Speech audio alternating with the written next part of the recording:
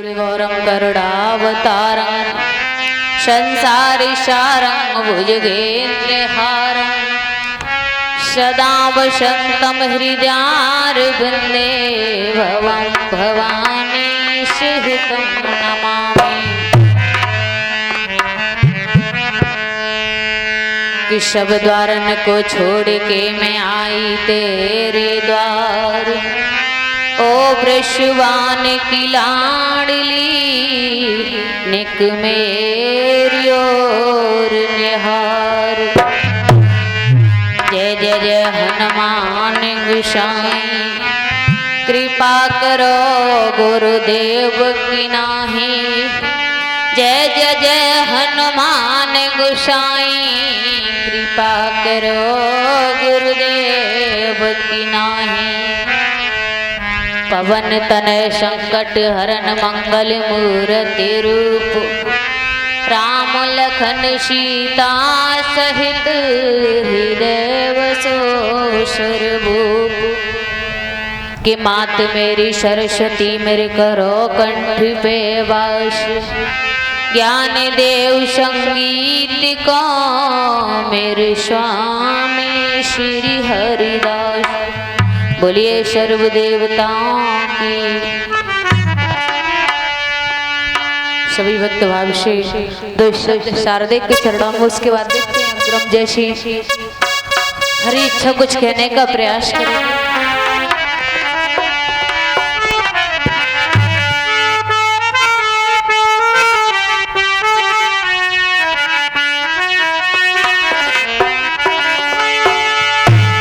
सभी भक्त भाव से मीठी मीठी तालियां मधुर मधुर बड़ी से बोलेंगे। अगर बोलने में ना आए, समझ में ना आए भजन, तो तालियां जरूर, क्योंकि प्रभु सिर्फ और सिर्फ भाव के भूखे होते। किश्वरी दो ताली दो आदि भवानी,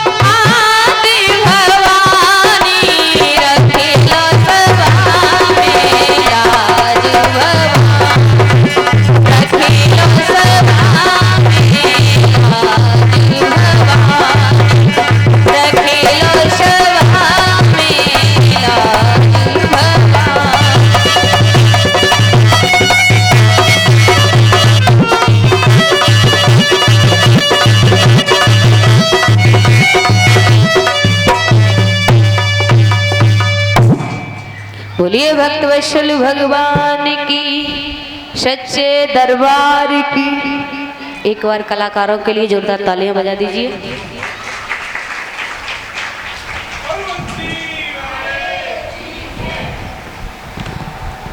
सभी भक्त ज्यादा सामान लेते हुए, क्योंकि समय का अभाव है, पहले से ही समय काफी हो गया है, तो वहीं आ जाते हैं। श्री कलमल हरड़ी बैकरड़ी उत्तर तटदायिनी भागीरथी गंगा मैया के किनारे व्यास नंदन सुखदेव जी उत्तरानंद राजा परीक्षित को कथा श्रवण करा रहे हैं। और यही नहीं मैया कोई साधारण कथा, वहां पर सिर्फ सुखदेव जी ही विराजमान है, वहां पर व्यास जी भी है, 88,000 ऋषिगण जो नेमी सारण क्षेत्र में ऋषिगण विराजमान है, वो आज गंगा मैया के तट पर बैठे हुए हैं। तो बड़े भाव से महाराज बार बार प्रथम कथा है हम और आप आज चौथा दिन है, तीसरा है, चतुर्थी दिवस की कथा में प्रवेश करने के लिए जा रहे हैं। तो बाब से सर्वप्रथम हरि कथा, राम कथा, सत्संग किसके लिए होता है मैया? मैया हमारी आवाज आ रही है आप तक? पहुंच रही? हेलो, पहुंच रही है ना? ये बताओ सत्संग हरि कथा राम कथा किस लिए करी जाती है? जगह जगह पर संत संग होता है, संतों का संग होता है, किस लिए होता है किसी को नहीं पता। लेकिन मैया 3 दिवस तो यहाँ पर हमें भी कथा सुनाते हुए हो गए। देखो ध्यान से सुनो, बात ये होती है क्योंकि कहते हैं संत का छड़ अन्न का कड़ कभी व्यर्थ नहीं करना चाहिए। तो जितने समय आप यहाँ पर आओ उतने समय प्रभु की होकर के रहो। सबसे बड़ी बात पता है, जिस वक्त हम इस दरबार में प्रवेश करते हैं ना, तो हमारी आयु जैसे कुछ वर्ष कुछ घंटे की होती है, तो हमारा यहाँ पर कुछ घंटे रहना होता है, वो उम्र हमारी रुक जाती है। यानी उतना जीवन हम एडवांस में जीते हैं, फालतू में। ठाकुर जी के दरबार में बैठे हैं और फिर जब यहाँ से बाहर निकलेंगे तब जाकर की उम्र फिर से प्रारंभ हो जाएगी, सबसे बड़ा फायदा। दूसरी बात ये कि संसार में 2 कीट बताए गए मैया, ध्यान से सुनना, ज्यादातर आपके लिए, मत्स्य और मच्छर। थोड़ा सा फर्क है दोनों में। अगर मच्छर काट ले आपको और हमें, तो डॉक्टर के पास इलाज मिल जाता है ना। मच्छर काट ले तो क्या बनता है? मलेरिया। जाकर के भैया कहीं सफेद वाला मच्छर काट ले तो डेंगू भी बन जाता है। और फिर डॉक्टर का भैया प्लेटे कमे, बकरी का दूध पियो और कीवी खाओ वगैरह वगैरह बहुत सब, फिर भी कुल मिलाकर के इलाज हो जाता है। लेकिन जब ये मत्स्य नाम का कीट काटता है तो कहीं दवा नहीं मिलती। अब ये मत्स्य नाम का मच्छर सभी ने देखा है, डेंगू वाला भी देखा होगा, मलेरिया वाला भी देखा होगा, लेकिन बताओ मत्स्य नहीं देखा है? नहीं देखा। मत्स्य नाम का जो कीट होता है वो हमारे आपके मस्तिष्क में पलता है। अगर मत्स्य नाम का कीट हमारे आपके मस्तिष्क में है या नहीं है, कैसे पता किया जाए? जय हो। अरे ये हमारे अंकल जी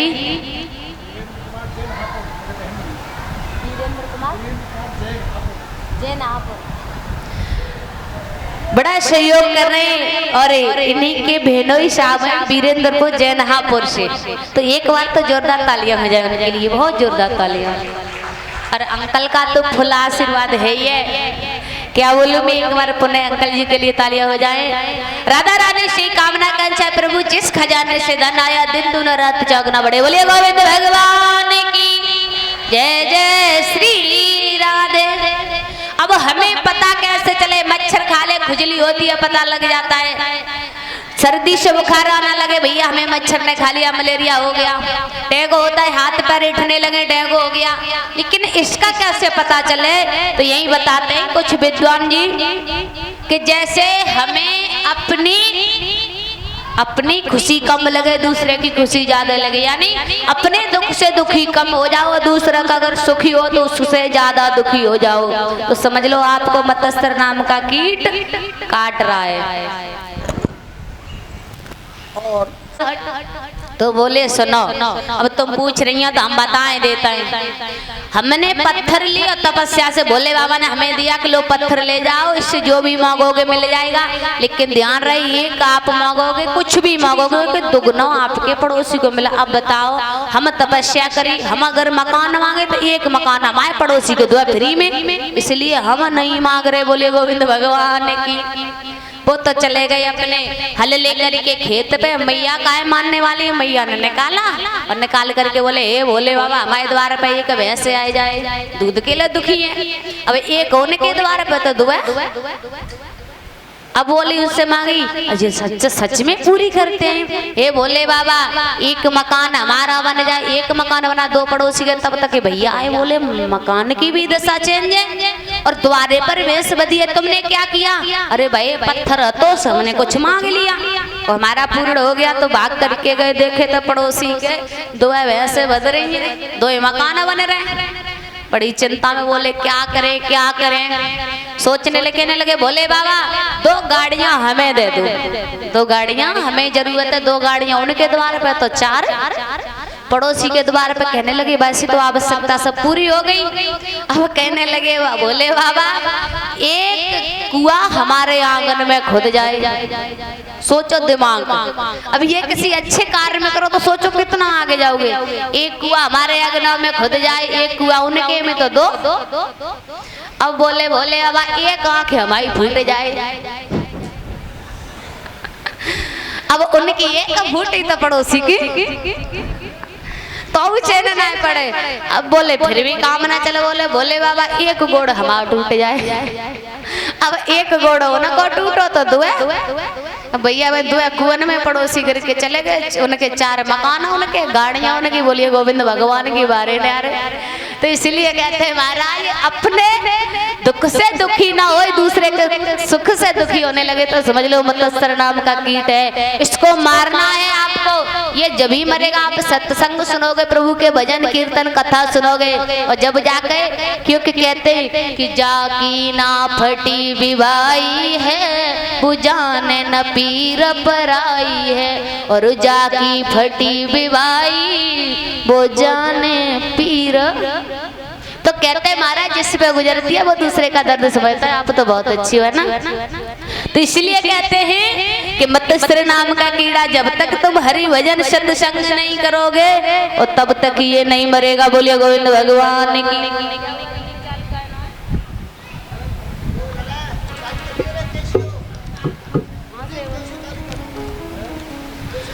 तो जवाब दिया है, इसलिए इसको हमें और आपको सभी को मारना है। अपने आप पता भी लग जाएगा कि हमारे अंदर है या नहीं है, और अपने अंदर स्वयं हमें ही सुधार कर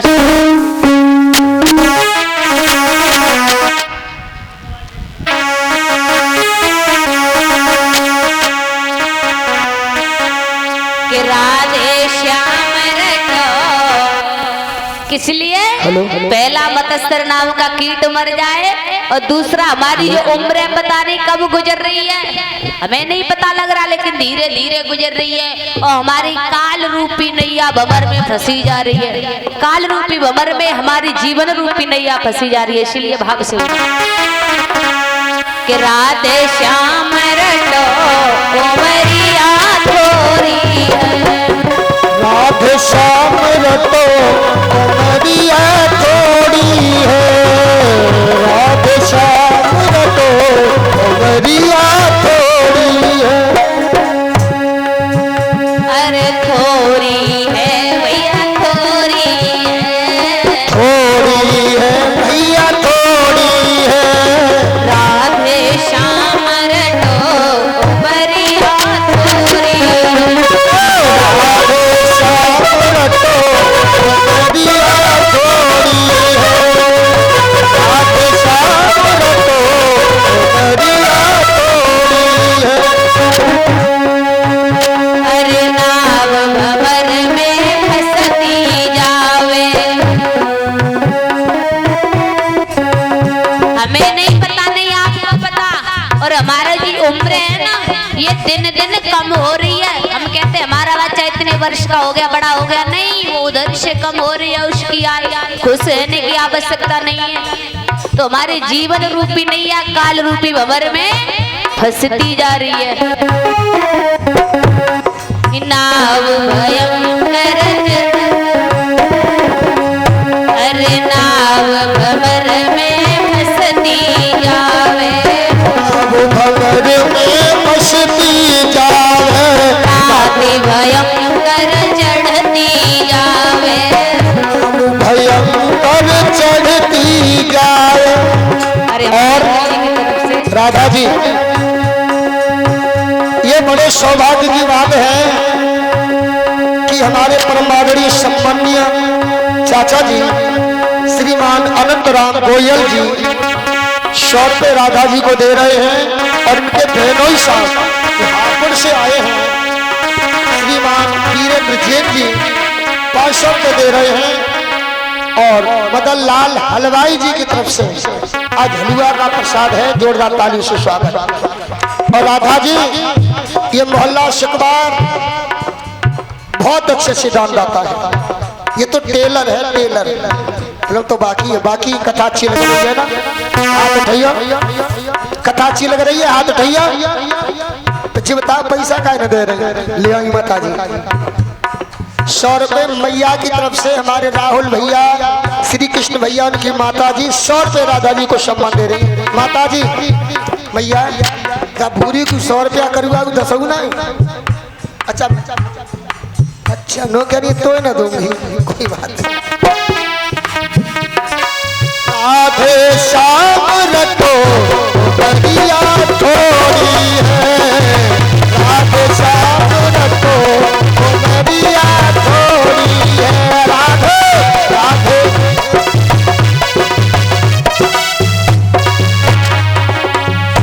अरे नाव भंवर में फंसती जावे, नाव भंवर में फंसती जावे, रात भयंकर चढ़ती जावे, भयंकर चढ़ती आवे।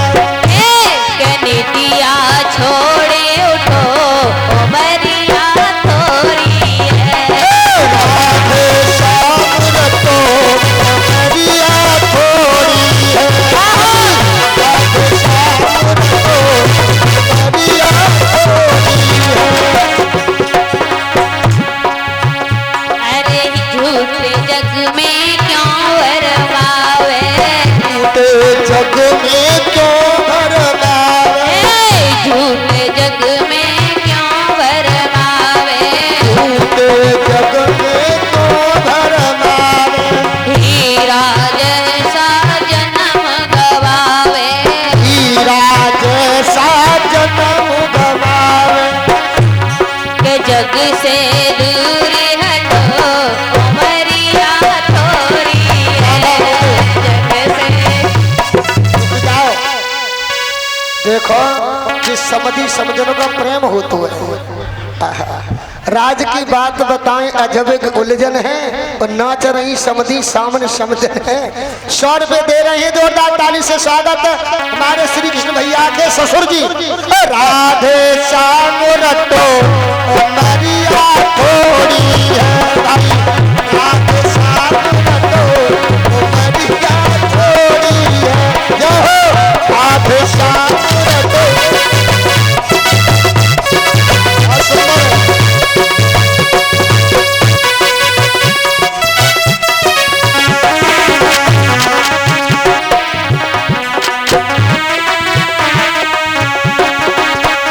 और राज की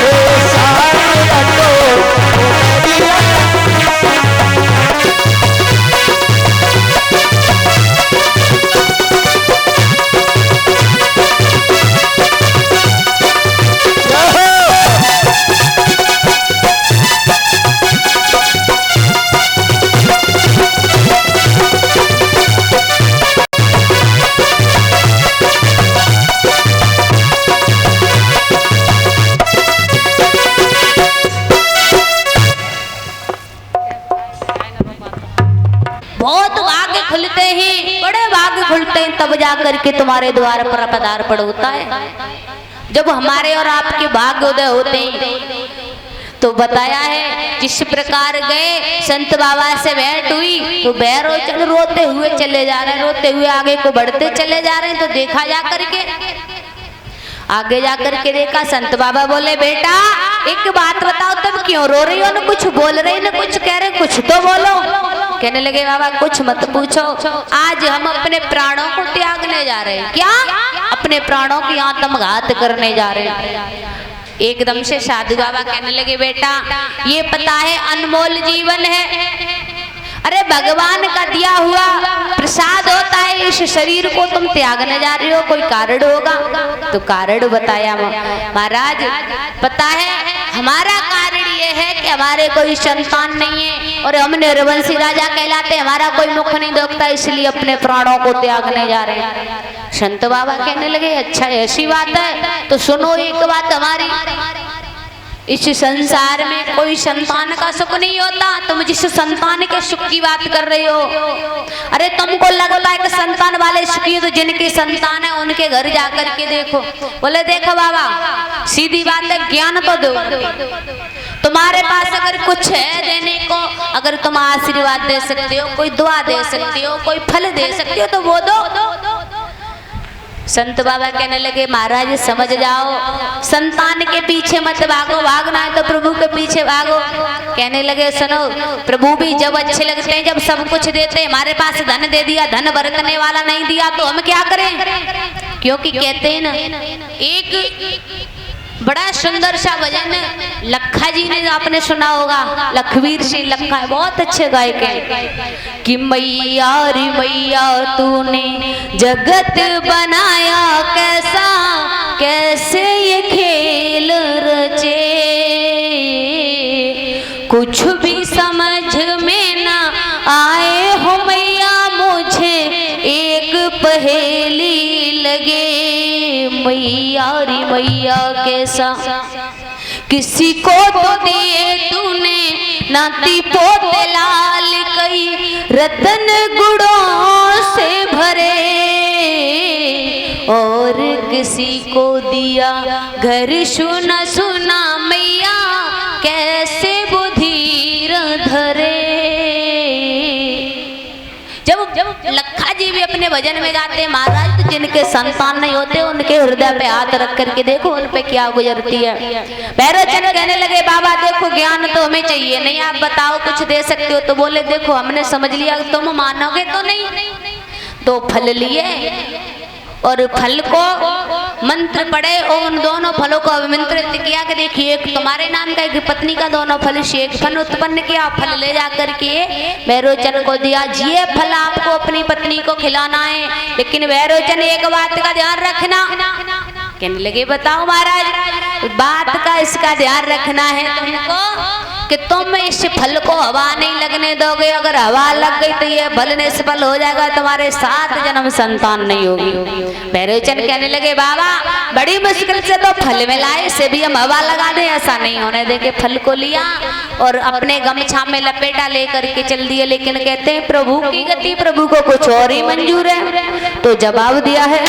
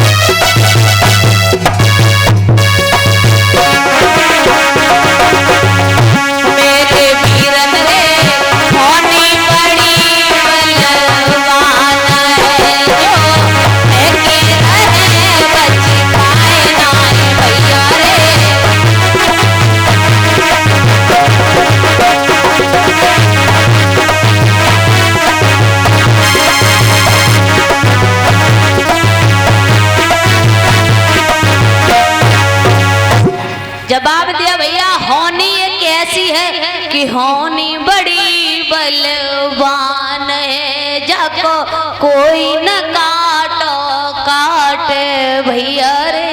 महाराज की कछु समझ में ना आई, जो बुद्धि थी वो भी मारी गई। इतनी भारी आंधी कुछ समझ नहीं पाए। महाराज बोले अगर इसको फल को जरा सी भी हवा लगी तो हम आजीवन कभी संतानवान नहीं हो पाएंगे, तो क्या करें? उस फल को स्वयं खा गए। अब मैया संत का फल निष्फल नहीं हो सकता, और जाकर के महाराज ने गर्भ धारण कर लिया। धीरे धीरे समय व्यतीत होने लगा तो क्या हुआ मैया, जब 1 महीना 2 महीना 4 महीना हो, जब समय पूर्ण आए तो पेट बढ़ने लगा। अब महाराज शर्म की वजह से महल से बाहर ना निकले, अंदर ही अंदर रह करे, तो क्या करें? एकदम से जवाब देने लगे कुछ तो हमें सोचना पड़ेगा। रात्रि के समय महल से बाहर निकल गए। पहले पुत्र नहीं था मैया, इसलिए मरने जा रहे। अब क्यों मरने जा रहे? पुत्र तो है लेकिन मेरे गर्भ में अब ये पैदा कैसे होगा? कहने लगे और तो कुछ हमारे पास रास्ता नहीं। लकड़ियों को एकत्रित किया, चिता जलाई और चिता में लेट गए। और जब चिता में लेट गए तो देव वृंदों ने देखा, सभी ने, नारद जी ने भाग करके कही महाराज देखो भैरोचन गर्भ में पुत्र है और अग्नि में लेट गए। तो ये देवराजेंद्र ब्रह्मा जी भाग करके आए, भैरोचन के पास आए। भैरोचन ये क्या क्या कहने लगे, प्रभु जो हुआ सो हुआ, हम तो अब नहीं बचेंगे लेकिन हमारे पुत्र को बचा लो। भैरोचन का पेट फाड़ करके छोटे से बच्चे को निकाला। गर्भ में नन्हा सा शिशु है, अब बड़ा देखने में तो प्यारा लग रहा है लेकिन उससे मोह किसी को नहीं है। कहने लगे भैया इसका नामकरण संस्कार कौन करेगा? तब तक पीछे से नारद जी कहने लगे नामकरण संस्कार क्या होगा भैया, इसका नाम तो कोई नहीं रखेगा, पैदा होते हुए अपने पिता की बलि ले ली। एकदम से सभी देव वृंद कहने लगे तो इसका नाम बलि ही रख दो। बोलिए गोविंद भगवान की। कहा कि इसका नाम बलि ही रख दो, पैदा होते हुए अपने पिता की बलि ले ली मैया, उसका नाम बलि पड़ा। जो प्रहलाद के नाती हैं। और इतना बताया जाता है महाराज ये दैत्य, सर्प और पक्षी और देवता इनकी उत्पत्ति हुई तो इनमें बताया है कि विष्णु की नाभि से कमल, कमल से ब्रह्मा, ब्रह्मा के मरीच और मरीच के हुए कश्यप ऋषि। मैया कश्यप ऋषि की 4 रानियां हुई हैं। ये नहीं है कि ये छल कपट भाव कोई आदत की अच्छी है कोई आदत की बुरी है, अभी है मैया, ये हमेशा से चला आया है। एक बात का ध्यान रखना, सत्ययुग में ये बात ध्यान देने वाली है मैया, सत्ययुग में देवता और दैत्य अलग अलग लोक में रहते थे। स्वर्ग लोक में देवता, रसातल में दैत्य, यानी अलग अलग रहते थे। फिर आया त्रेतायुग। त्रेतायुग में एक ही लोक में रहने लगे लेकिन एक तरफ देवता एक तरफ दैत्य। कौन? राम और रावण त्रेतायुग में बराबरी स्थान पर रहते हैं लेकिन दशाएं अलग अलग हैं। फिर आया द्वापर। अपने आप ही ध्यान देना हमारे कलाकारों, ये बातें तो सीखने वाली हैं हम सब में। अच्छा आप किसी मैया की तरफ उंगली उठा दे तो तुम्हारे अंदर दैत्य क्या करेगी? कुंड मंजन करके भेज देगी। नहीं, ये तो मैया धूर में लठ वाली बात हो गई ना। कहीं की ईट कहूँ करो वानवती ने कुनवा, है ना? नहीं, हमने बताया आपको याद है सतयुग में ऊपर नीचे, ऊपर देवता स्वर्ग लोक में नीचे दैत्य। त्रेतायुग में एक तरफ राम जी तो एक तरफ रावण, एक ही लोक में लेकिन दशा लगे। द्वापर युग में एक छत के नीचे कौरव पांडव। और कलयुग भी ये हमारा और आपका युग है, इसमें नहीं पता किसी को, एक ही व्यक्ति के अंदर रहते हैं। ये नहीं है कि ऐसी करी, प्रमाणित बात है। एक ही व्यक्ति के अंदर दैत्य मिलेंगे महाराज, उसी व्यक्ति के अंदर देवता मिलेंगे। अब वो कब दैत्य बाहर निकाले कब देवता बाहर निकाले वो मनुष्य के ऊपर है, होता है ना। तो इसीलिए क्योंकि महाराज ये कलयुग है, ये प्रमाणित बात है, हर व्यक्ति के बताया जाता है कि दोनों देवता दैत्य रहते हैं। कहते भी महाराज उसका खाने वाले दांत अलग है, हाथी के दिखाने वाले उनके 2 चेहरा हैं। तो देवता भी और दैत्य भी सबके अंदर है, गुड़ और अवगुण। तो अब हमारे आपके ऊपर है कि हम अवगुण बाहर निकाले या गुड़। बोलिए गोविंद भगवान की। तो बताया महाराज कश्यप ऋषि की 4 पत्नियां हैं। दिति जिससे दैत्य पैदा हुए मैया, अदिति जिससे देवता पैदा हुए, देवताओं को तो जानती होगी, देवराज इंद्र चंद्रमा सूर्य देवता। अब आई कद्रू, कद्रू से ये सर्प उत्पत्त हुए जो जिनमें प्रथम पुत्र है शेषनाग, दूसरे पुत्र है नागवासुकी, तीसरे नंबर के तक्षक जो कथा पे आते हैं, और चौथे नंबर के जो कथा सुनाई जाएगी काली नाग जो भगवान कन्हैया ने नाथे। इसकी कथा हम बताएंगे कि शेषनाग जी ये जन्म से राम के भैया नहीं है, लेकिन ये राम के भैया एक ऋषि की संतान होते हुए भी राम के भैया कैसे बोले? वो भी शेषनाग की पत्नी एक दैत्य प्रवृत्ति की थी, छल कपट वाली थी, फिर भी भगवान के भैया बने। सोचो कितनी बड़ी बात है, ये बताएंगे। अब बात आती है तो मैया अदिति के देवता, दिति के दैत्य, कद्रू के सर्प और मैया बनता के पक्षी जो गरुड़ देवता हैं, तो विष्णु भगवान के वाहन है। इससे आगे कथा पे सुनाएंगे। तुम्हारा ऋषि वंश में हुए जो राजा बलि, बहुत अच्छे राजा हैं, बहुत प्यारे। और महाराज एक बलि की कथा और बताते हैं। ये बलि राजा क्यों बना? बलि का जन्म राजघराने में क्यों हुआ? हमारे आपके पता है कर्म होते हैं ना, जैसे हम नाम जप कर रहे हैं तो या तो हम इतनी प्रबल भक्ति कर ले कि ठाकुर जी के चरणों में चले जाएं तो जन्म मृत्यु से अलग हो जाएं, परे हो जाएं। भैया कलयुग में इतनी सामर्थ्य किसी में है नहीं कि कोई इतनी भक्ति कर पाए।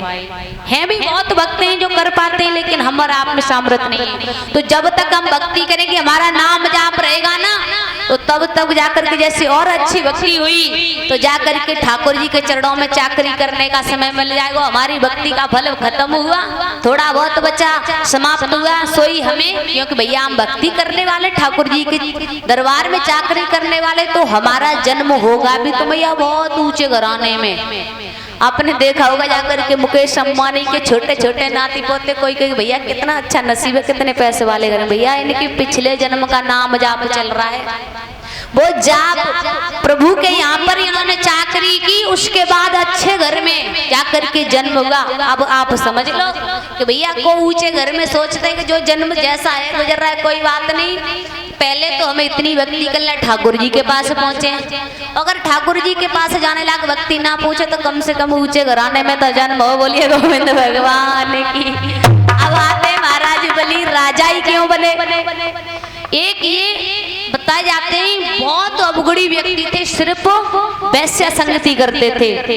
तो जब वैश्या संगति करते हैं तो ये गए मैया, तो क्या देखा कि वैश्या के लिए एक पुष्पमाला लिए लेकर के जा रहे। पुष्पमाला जब लेकर के जा रहे हैं तो ठेपर लगी और एकदम से सिर दीवोश में पत्थर में लगा, तो इनके आखिरी समय आने लगा। अब सोचने लगे अंत समय तो है, माला व्यर्थ है, क्या करें? तो भोले बाबा की शिवलिंग दिखाई दी, वो माला ले जा करके भोले बाबा को पहना दी। अब इनका लेखा जोखा चित्रगुप्त जी ने देखा। चित्रगुप्त जी कहने लगे महाराज एक बात बताएं, ये इतना बड़ा नास्तिक है, पूरे जीवन पुण्य नहीं किया, लेकिन इसने कुछ पढ़ के लिए यानी एक घड़ी के लिए माला भोले बाबा पे डाली, वो भी माला वैश्या के लिए थी, लेकिन भोले बाबा को डाल दी क्योंकि ये मरने वाला था। तो जवाब दिया एक बात बताओ, तुम पहले अवगुण भुगतोगे यानी पहले गुण भुगतोगे, अच्छे कर्म या बुरे कर्म? विचार करने लगा महाराज बुरे कर्म की तो लिस्ट है, पहले एक काम करो हमें अच्छे कर्म की फल दो, अच्छे कर्म का फल। अच्छा तो एक घड़ी के लिए बताओ क्या चाहिए तुम्हें? तो ये बोला मुझे देवराज इंद्र का सिंहासन चाहिए एक घड़ी के लिए। अब ये देवराज इंद्र के सिंहासन पर आया। अब एक घड़ी के लिए भैया चाहे इस पर 5 मिनट के लिए कोई व्यास गद्दी पर आए, पर व्यास गद्दी उसकी है, वो जो भी बोले। जैसे ही देवराज इंद्र के आसन पर बैठा, उसने आसन को ही दान कर दिया। बोलिए गोविंद भगवान की। अब सिंहासन को दान किया। देवराजेंद्र इठरा खड़ा खड़ा कहने लगे महाराज एक घड़ी के लिए तो सिंहासन इसी का है। उसने दान कर दिया। और जब दान किया फिर उसके बुरे कर्मों की जब लिस्ट आई तो कहने लगे महाराज भले ही बुरे कर्म किए लेकिन एक घड़ी के लिए इतना बड़ा दान किया है, जा हम तुझे वरदान देते हैं, पहली बात तो तू राजा बनेगा। तो तेरा इतने अच्छे विचार है कि तू दान कर रहा है, दूसरी बात तू बहुत बड़ा दानवीर बनेगा। ये वरदान तो बुरे कर्म कहाँ चले गए पता नहीं, अच्छे कर्मों का फल राजा वाली को मिला मैया। इसलिए राजा के घर में जन्म हुआ और इसका दानवीर नाम कैसे पड़ा ये आगे सुनेंगे। बोलिए गोविंद भगवान की। 2 लाख का एक भजन।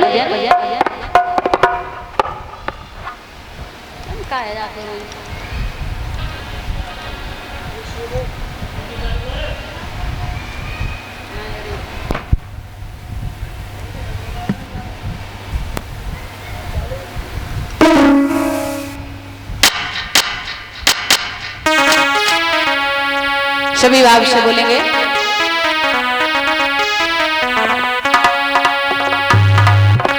कि श्याम तुझे मिलने का, भाव से भैया, श्याम तुझे मिलने का और सत्संग ही बहाना है।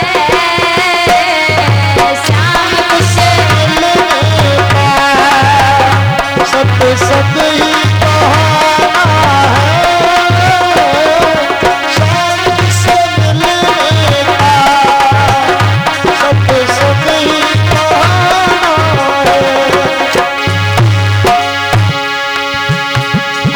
श्याम तुझे मिलने का सत्संग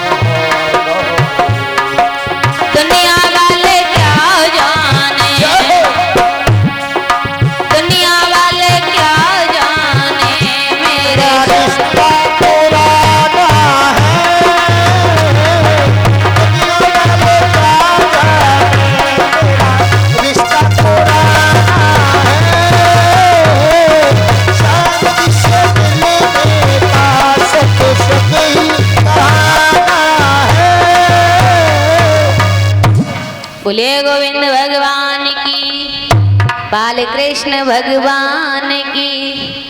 बताया है वही महाराज बलि बड़े अच्छे राजा बने हैं, लेकिन ये राजा जरूर बने महाराज, दैत्य में बहुत बड़े महाराज हैं, भक्त हैं, लेकिन ये भक्त हैं तो मैया लक्ष्मी के उपासक हैं, तो मैया लक्ष्मी के। लेकिन इतना भी बताया जाता है कि बलि के यहाँ पर जो स्थापना भोले बाबा की शिवलिंग की कराई वो गरुड़ देवता ने कराई थी। गरुड़ देवता ने बलि के यहाँ भोले बाबा की शिवलिंग की भी स्थापना कराई, तो ये भोले बाबा की भी भक्ति करने लगे। लेकिन उपासक मैया लक्ष्मी के हैं, तो इन्होंने 99 यज्ञ पूरे कर लिए। क्यों? कि बोले कि हमें पिछले जन्म में सिर्फ एक घड़ी के लिए इंद्रासन मिला, बड़ा अच्छा सुकून मिला हमें, जो सुख इंद्रासन में वो कोई है ही नहीं, तो हमें इंद्रासन ही चाहिए। इंद्रासन पाने के लिए 100 यज्ञ 99 यज्ञ कर लिए, 100वां यज्ञ करने वाले। और जब 100वां यज्ञ करने वाले हुए तो देवराज इंद्र के तो पता ही होगा महाराज, कोई भक्ति करे, कोई तपस्या करे, कोई भजन करे। इंद्र की नानी पहले ही मरे। जैसी देवराज इंद्र को पता लगी कि महाराज बलि 100वां यज्ञ पूर्ण करने जा रहे हैं, तो भाग करके ब्रह्मा जी के पास गए। ब्रह्मा जी से बोले प्रभु कुछ सोचो। ब्रह्मा जी बोले हम क्या सोचे, अरे इसका तो तोड़ सिर्फ जाकर के विष्णु जी के पास होगा। ब्रह्मा जी, देवराज इंद्र, देव ऋषि नारद जाकर के विष्णु भगवान के पास पहुंचे, और विष्णु भगवान के पास पहुंचे मैया। विष्णु भगवान कहने लगे बताओ भैया, सबके सब इकट्ठे होकर के हमारे द्वार पर क्यों आए, क्या काम मिला? प्रभु बात ये है हाँ कि शुक्राचार्य महाराज का शिष्य महाराज बोली 99 यज्ञ कर लिए, 100वां यज्ञ पूरा कर लिया महाराज, तो मेरा इंद्रासन चला जाएगा। अच्छा। और दूसरी बात ये है कि महाराज तुम समझ रहे हो पूरी बात क्या? समुद्र मंथन भी हुआ, उसमें 14 रत्न निकले थे, तब भी आपकी कृपा से हम देवताओं को अमृत मिला। बहुत कर्री कहानी महाराज, कुछ भी करो इसका ये पूरा नहीं हो पाए। तुम्हें अमृत मिल गया, उससे तुम्हारी सांत्वना ना है। बात ये महाराज जी के देते में जीने नहीं देंगे ये, इसलिए कुछ ऐसा करो कि यज्ञ पूरा न हो पाए। प्रभु हाथ जोड़ रहे हैं, त्राहि माम भगवान त्राहि माम।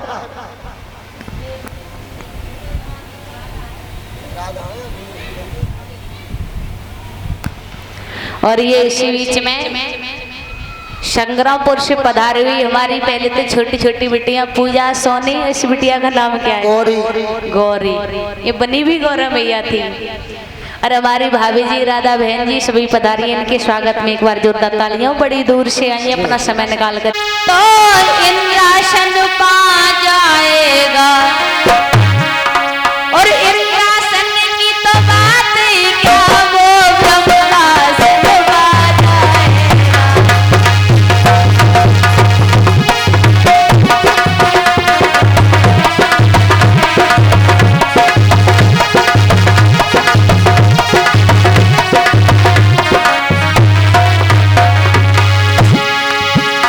अरे तप के बल पर वो प्राणी क्या से क्या नहीं कर जाता है।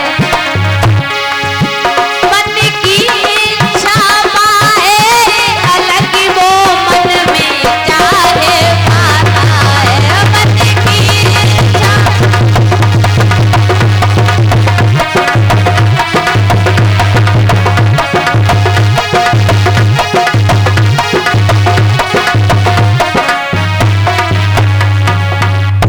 कि मन की इच्छा पाए अलग वो मन चाहे जो पाता है। अगर वो सच में क्यों कहते हैं भक्ति में, तपस्या में, यज्ञ में इतना बल है वो कुछ भी पा सकता है। तुम देवराज इंद्रासन की बात कर रही हो, अगर वो चाहे तो ब्रह्मासन मांगे तो वो भी देना पड़ेगा।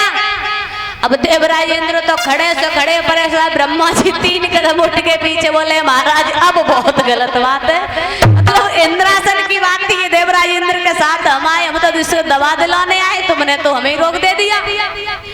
विष्णु जी बोले देखो भैया, भक्ति में इतना बल है कि वो कुछ भी मांग सकता है। भैया कर्म कर रहा है और कर्म करेगा फल मिलेगा।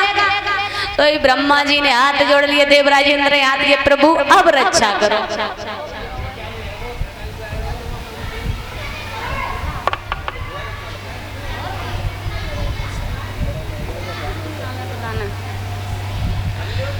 जवाब दिया कि महाराज अब कुछ न कुछ रास्ता देखो, क्योंकि पता है अगर इंद्रासन जा रहा था तब तक हमें कोई चिंता नहीं थी, अब तो ब्रह्मासन पर बात आ रही है।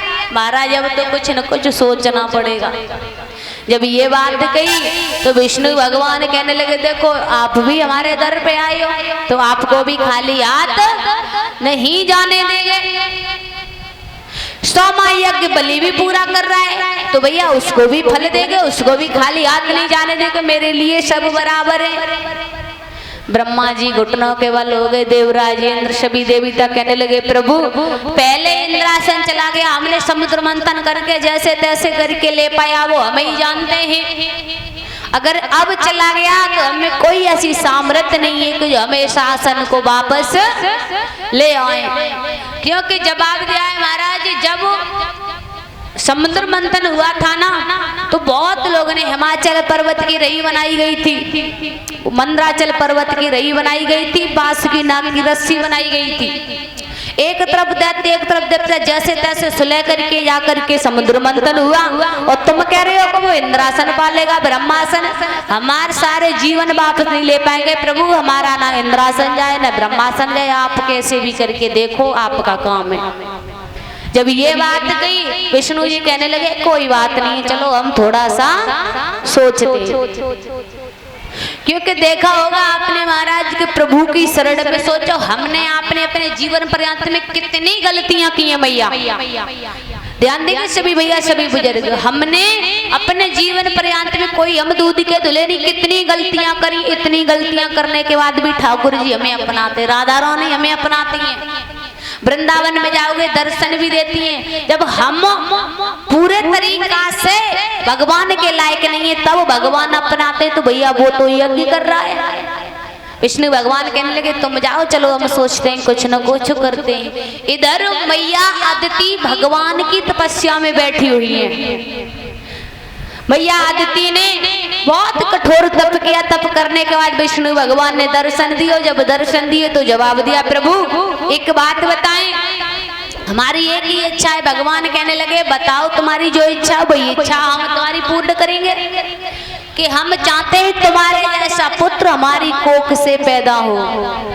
कहते ना, अगर हमारी कोख से कोई ऐसा पुत्र हो संसार में नाम करे तो मैया को फक्र होता है, प्रभु तुम्हारे जैसा पुत्र चाहिए। भगवान विष्णु कहने लगे, अदिति तुम्हारी भक्ति बहुत प्रबल है, तुम्हारी भक्ति में बहुत बल है, तुम चिंता मत करो, तुम्हारी कोख से मैं अवतार लेंगे। बोले गोविंद भगवान की। अदिति मैया से जब ये बात कही विष्णु जी सोचने लगे, अदिति क्या भी वरदान है जो हम दे करके आए, पूरा करना है, इनकी भी रक्षा करनी है। तो जाकर के भगवान विष्णु ने 52 अंगुल का रूप मैया बनाया और दिन के ठीक 12 बजे मैया अदिति के गर्भ से पैदा हुई। छोटा सा कमंडल है और छतरी लेकर के चले तो जवाब दिया है कि जब लेकर के चले और राजा बलि के यहाँ पर आ गए, 52 अंगुल का शरीर, छाता लिया, नन्हे नन्हे पैर हैं, खड़ाऊ पहने और राजा बलि के द्वार पर साधु रूप में आ गए। क्योंकि कहते हैं ना,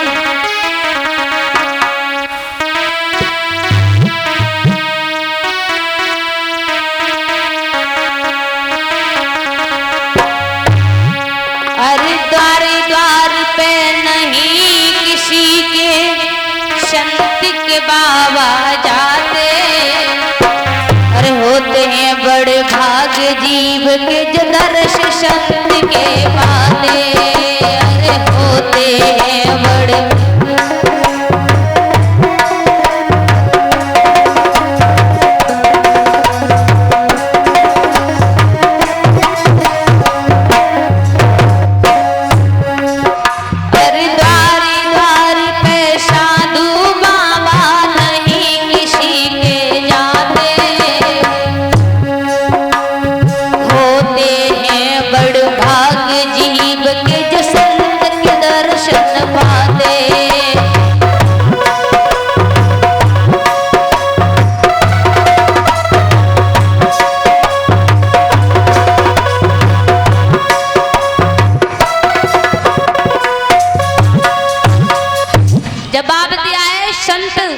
एक बात का ध्यान रखना महाराज, संत में और साधु में फर्क है।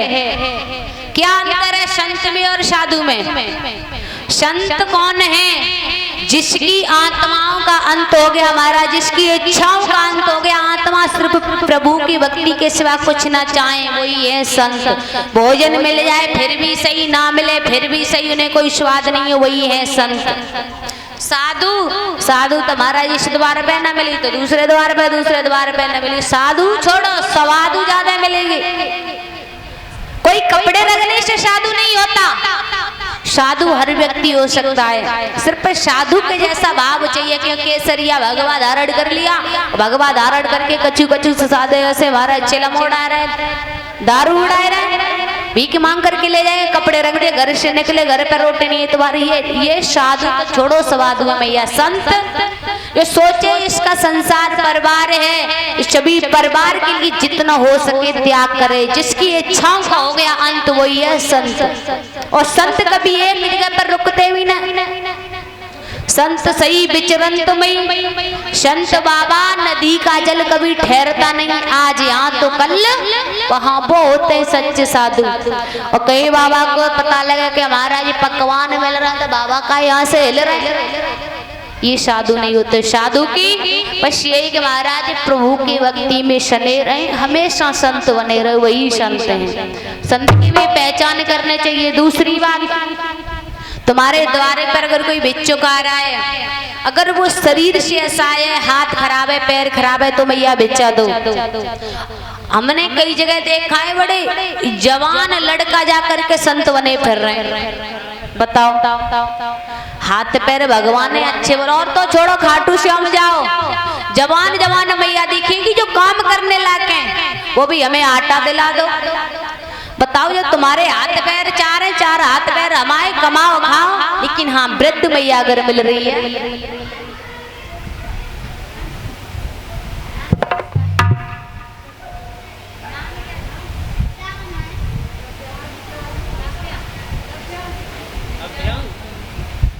और नव्यांश बेटा की तरफ से एक मुद्राएं जोरदार तालियां हो जाएं। सुखदेव जी वर्णन करते हैं, राजा परीक्षित जब भिक्षा मांगने के लिए आए तो सैनिक कहने लगे, बाबा ठहरो, हम अभी भिक्षा लेकर के आते। कहना, सुनो, रुको, हमें तुमसे भिक्षा नहीं चाहिए, हम इस महाराज हैं यहाँ पर, इस महल के मालिक महाराज से भिक्षा लेंगे।